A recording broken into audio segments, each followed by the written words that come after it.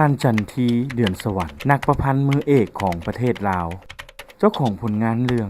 เส้นทางแห่งชีวิตปึ้มเขียนทั้งหมดรวมมี177เรื่องในอายุ78ปีครึ่งหนึ่งของชีวิตได้อยู่กับสงครามท่านเคยเขียนเรื่องสั้นและเรื่องยาวในช่วงสมัยสงครามส่วนหนึ่งก็ถูกปวกกินและอีกส่วนหนึ่งก็ถูกเรือบินทิ่มระเบิดใส่เสียไปแล้วทำอิฐมันสิ่งที่กระตุ้นให้อยากเป็นนักเขียนได้นะต้องมีแววมีพรสวรรค์ก่อนจะเขียนได้ในคนผู้นั้นต้องมีอารมณ์จิตคือเราอยู่ในเมื่อมีอารมณ์จิตแล้วเราต้องวางโครงลางคือคือแผนการสร้างเฮือนหลังหนึ่งเจ้าเช่นอะไรสิเฮ็ดคือก่อนบ่รู้สิมันก่อนจึงมุ่งบ่แล้วต้องเฮ็ดเป็นตัว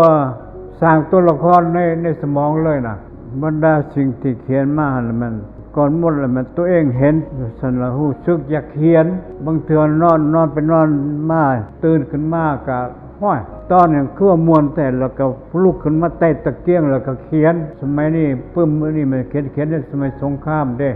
เฮอร์บินทีมระเบิดตื่นขึ้นมาแล้วก็เอาความคืดทีมันขึ้นนอนนั่นมันเป็นห่างมันดะมือนี่ปั้นได้แขนหนึ่งมืออื่นปั้นอีกแขนหนึ่งมันก็คอยเป็นเรื่องไปในชีวิตหนึ่งมันมักแต่งเรื่องนะครับคะแนนดี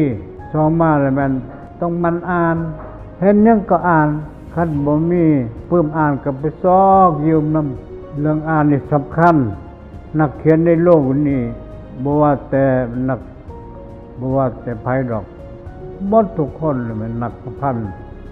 เขาอ่านเขาจะเป็นอ่านแต่สมัยยังเป็นเด็กน้อยจนเฒ่าใหญ่บางคนเนี่ยมันพ่อแม่บังคับให้อ่านฮู้เขียนฮู้อ่านหลายก็ต้องอ่านหลายแต่ละกันอ่านบ่แม่นว่าเลือกอ่านเด้ตัวแรกก็ต้องอ่านหมดปึ้มที่เคยเหี่ยอยู่กลางทางถึงมันถือเขาเหยียบย่ำจนมุนหมดแล้วก็เฮาก็ต้องเก็บขึ้นมาให้อนามัยแล้วก็อ่านบางเทื่อตัวนั้นเราพาให้เฮามีบางมาปึ้มแบบนั้นสิว่าม้วนเขาไปหอสมุดต้องบ่แม่นว่าสอบปึ้มเป็นเล่มงามๆเขาพิมพ์ออกใหม่ๆจังค่อยเอามาอ่านบ่แม่นเด้โตขี้ลายเท่าใดนั่นน่ะย้อนว่าคนอ่านหลายล่ะมันจึงขี้ลายมันจึงมุนแล้วเฮาต้องเฮาอย่าไปแล้วก็นักเขียนเฮาอย่าไปว่าโอ้ของผู้นี้เฮาบ่อ่านเนี่ยอย่าไปตีราคาซั่นนักเขียนหลายคนแต่ละคนเขียนมีแนวคิดบ่คือกันการเขียนสำนวนเขียนบ่คือกันทั้งน้อยหรือหลายเฮาอ่านนี่ปึ้มเขาก็ได้บทเรียน